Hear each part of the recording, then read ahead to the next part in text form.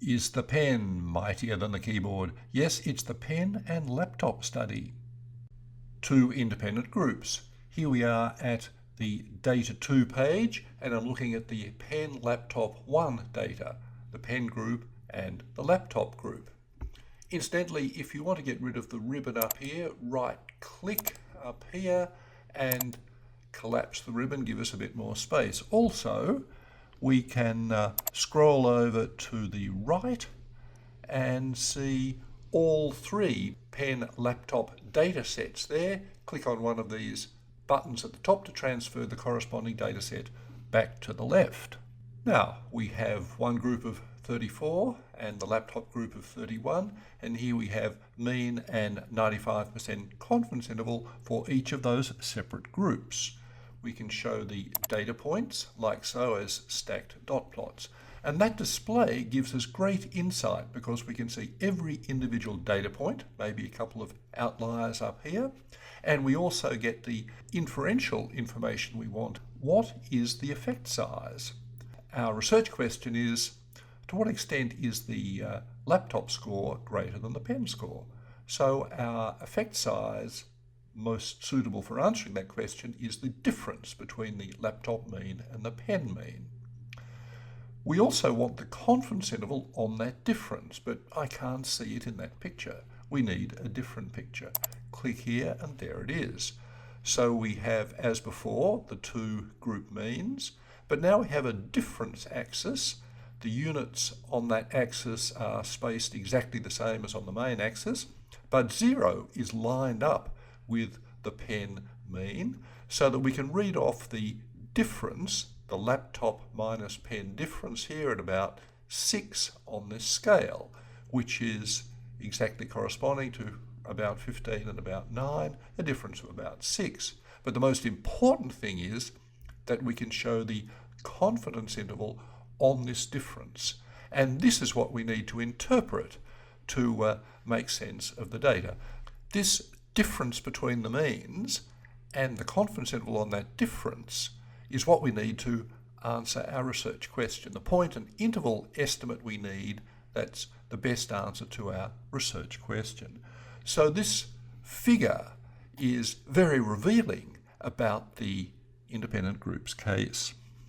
Over here you can see I've clicked the radio button for yes, assume variance is equal, and the two standard deviations of about 5 and about 7 are not too different, so that's probably a reasonable assumption. If I didn't want to make that assumption, I could click here and read the pop-out about the Welch-Satterthwaite approximation, which bypasses, which doesn't require the equal variance assumption.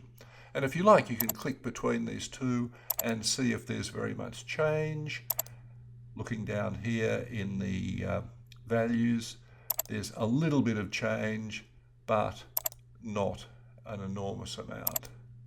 So I'll stick with assuming homogeneity of variance, and here is our pooled standard deviation that we use to calculate the confidence interval on the difference, and read the pop out there. It's pooled based on pooling of the two within group standard deviations up here, S1 and S2.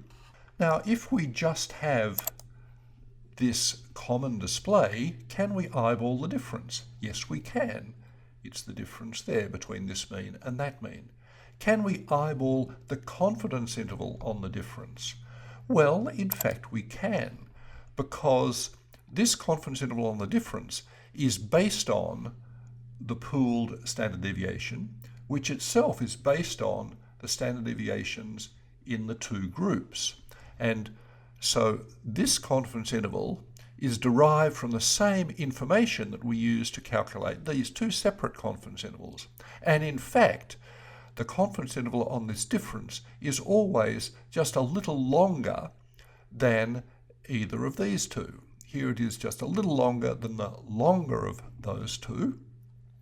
So if we just have the left-hand display, we can eyeball the difference, sure, and we can also eyeball approximately the confidence interval on the difference because it's going to be just a little longer than this confidence interval. This applies only for independent groups, but it means that when we are given just this common display, we do have enough information to draw conclusions about the difference, because we can eyeball or sketch out this second display, which shows the difference we're really interested in and approximately the confidence interval on the difference. And our task now is to interpret that in the context. And so you'll think about what does mean transcription of about 9% for pen and about 14.5% for laptop, and a difference of about 6%. So switching from pen to laptop means transcription goes up on average from about 9 to about 15. What does that mean? Well, that's a pretty substantial increase, isn't it? That 15% of people's notes are basically transcription when you're working at a keyboard.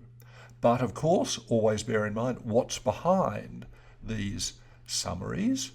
And here we've got the data to remind us, well, some students had virtually no transcription.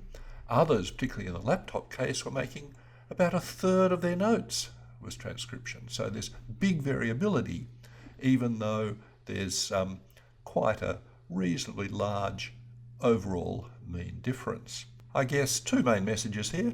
One is that with the independent groups, these diagrams, these figures, are really very revealing about what's going on. They show us the individual data points, they show us the mean and confidence interval for each separate group, and most importantly, this difference in its confidence interval on the difference axis gives us the information we need to make an insightful interpretation of this whole result. Having done our statistics, it's our judgment and discussion and critical thought about what this difference means and the amount of uncertainty we're left with on this difference that's the important thing.